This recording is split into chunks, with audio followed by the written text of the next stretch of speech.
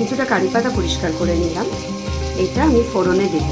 একটু কারি পাতা গন্ধটা শুকনো লঙ্কার সর্ষের সঙ্গে খুব ভালো যায়।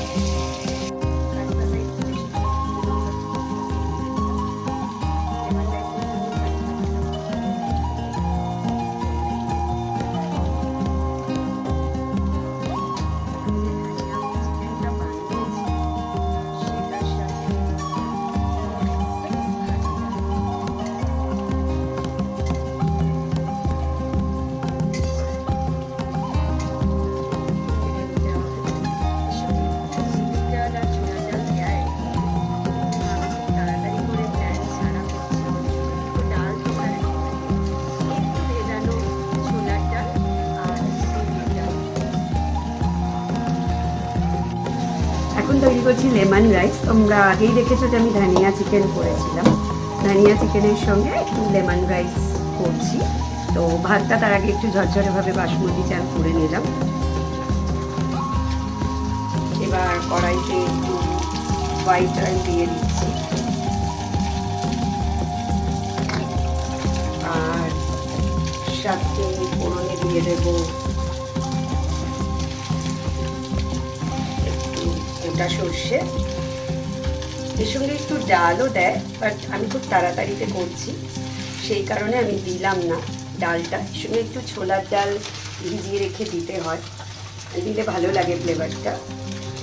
আর সাথে দিয়ে দিলাম দুটো শুকনো লঙ্কা ছিঁড়ে, আর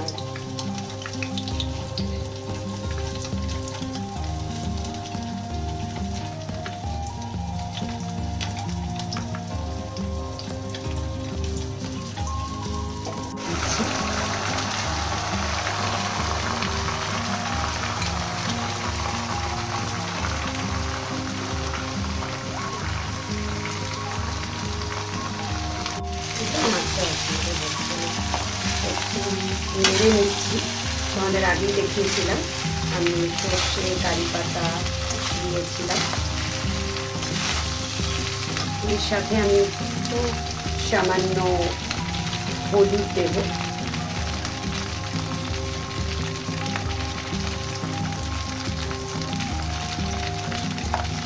আর একটু কালার আনার জন্য লেবুর রস,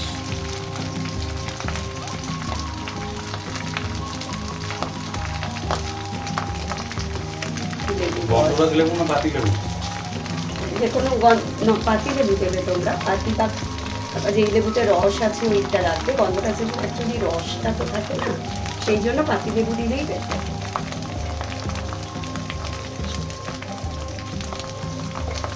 সাথে ব্যালেন্স করার জন্য একটু চিনি আর একটু নুন দিয়ে দিলাম। এবার সবগুলো মিক্স করব। আমি আসছি, আবার পুরোটা হয়ে গেলে মিক্স করা হয়ে যাবে।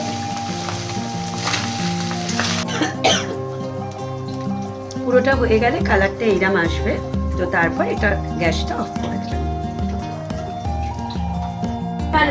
আর একবার কেমন আছে বাবু? আমার 7টা হয় আর মোটামুটি ভালো।